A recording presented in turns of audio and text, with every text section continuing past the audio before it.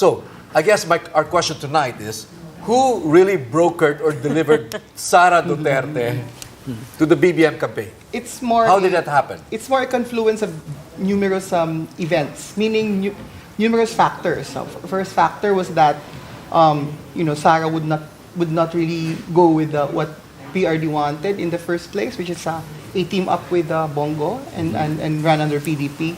So she didn't.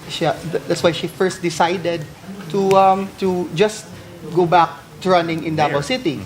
But of course, even before that, I think they already had talks with BBM, for a possible team up, but not really that confirmed. So after when Sara said that she was not running anymore, she called BBM and told him, "You go run for president," because the idea of her being a presidential candidate had already been discarded. However, after that, I think Senator Aimee would just not give up because according to her, it's sayang that a person that a contender who is 20 points ahead of BBM would not be running.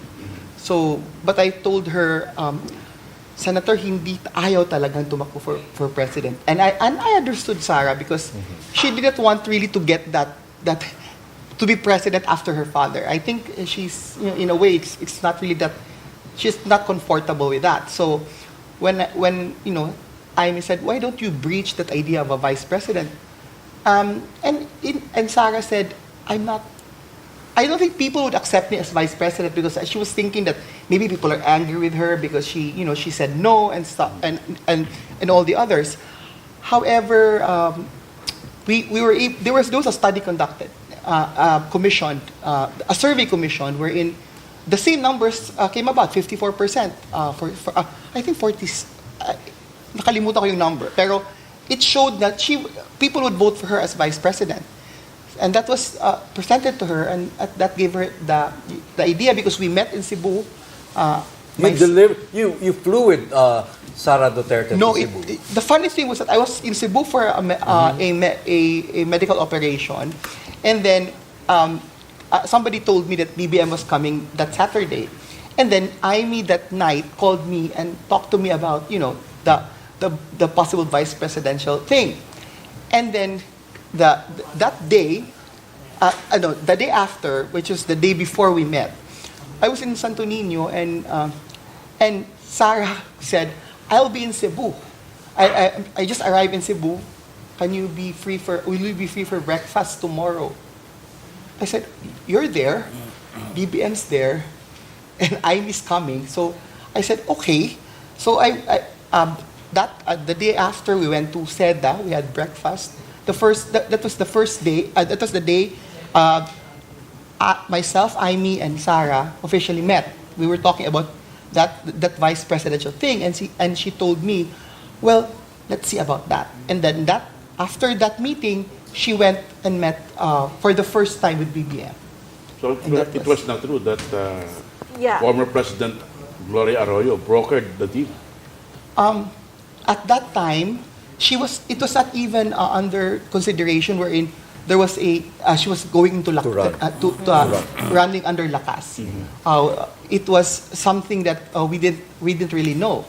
But of course, we kind of expected that she was going to get a national party, because HNP was. It only came after.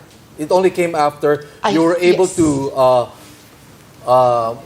broker or arranged marriage. No, it looks like an arranged marriage. It's more float that idea, because Sara is never a person who can be brokered, if you know what I mean. She's not a person who would just say, "Oh, you do this, okay." She's not like that. She's like the father. So you helped make the meeting happen in Cebu. I think somebody made the meeting happen. It was a coincidence, but you were there. It was a coincidence to get them to talk. So this is the untold story that I think a lot of people don't know, because I think they were talking already. I was just there because I would put popular some belief is that it was former President GMA who put together the Uniteam candidates, but you actually did it first. No, I think it was the Marcoses who actually tried to reach out to Sara, because they felt that she had to go into a run for a national position, because I personally believe that BBM he would also want to, he would even run for vice president. Yeah, he was Sarah. willing to run for He vice was president. willing to early run on. for vice president. I believe that because he waited for Sarah.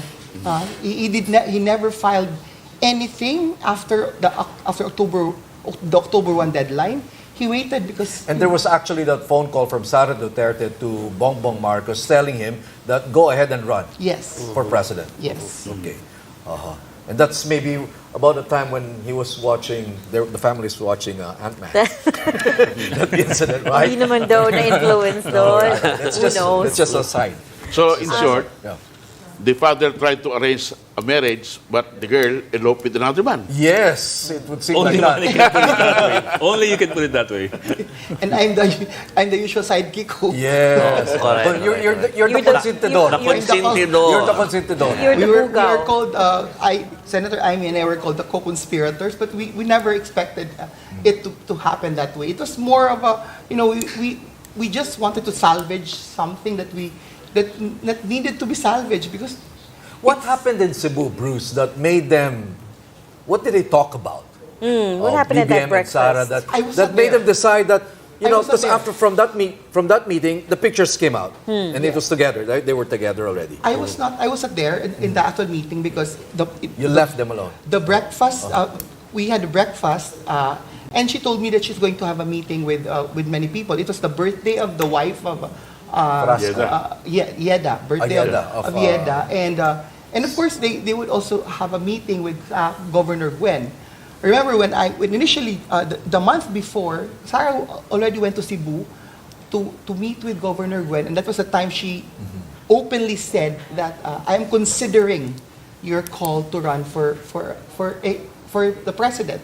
Initially, when she went to Cebu, I think July, or I think it was July, and then that October she went back, and that was the time we had a meeting, and we were talking about, are you open to running for vice president? And he was that was the time I saw, okay, I think she would be, or she was considering or have decided to run for the vice presidency. That was the time I was very very sure. But of course, she would not really confirm it, because she filed, there were 3 COCs that were Waiting. that she signed. One for president, one for vice president, and one for senator. And these 3 COCs were given to the lawyer, and with instructions that you file it based on my instructions when you're in the COMELEC. That's interesting. That's the first time Nobody I heard that. knew There about were it. 3 COCs. And that's the reason why Representative Salceda said he was running for president. Yeah, But I was hoping or banging on that little the cryptic clues she would leave in the messages, wherein hindi ako tatakbo bilang pangulo. The pangulo is capitalized, so it's really very specific. So knowing Sarah, that she's very particular with context clues and cryptics, that's that's where I got that feeling that she was for VP and she was open for it. Okay.